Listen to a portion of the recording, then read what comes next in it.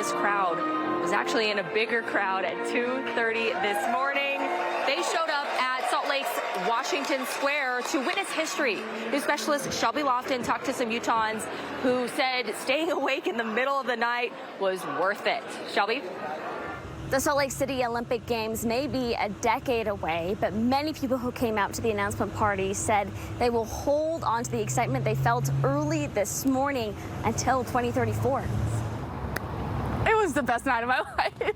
Emily Phillips has dreamed about the Olympics returning to Utah since the 2002 closing ceremony. My 10-year-old heart was like, this is the best thing ever that I've ever seen. She and her cousin showed up to Washington Square late Tuesday. I want to be at downtown when they announce it. And stayed until the announcement was official.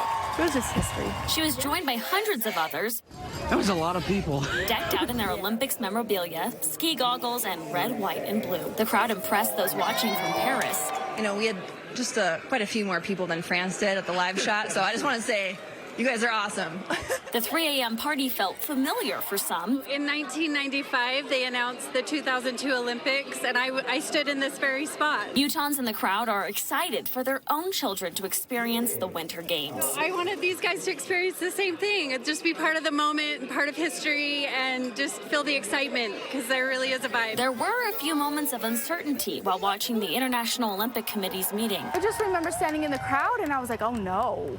I was like, are these points going to like break it from bringing it back to Utah? After 4 a.m., I may or may not have started to cry. the deal was sealed.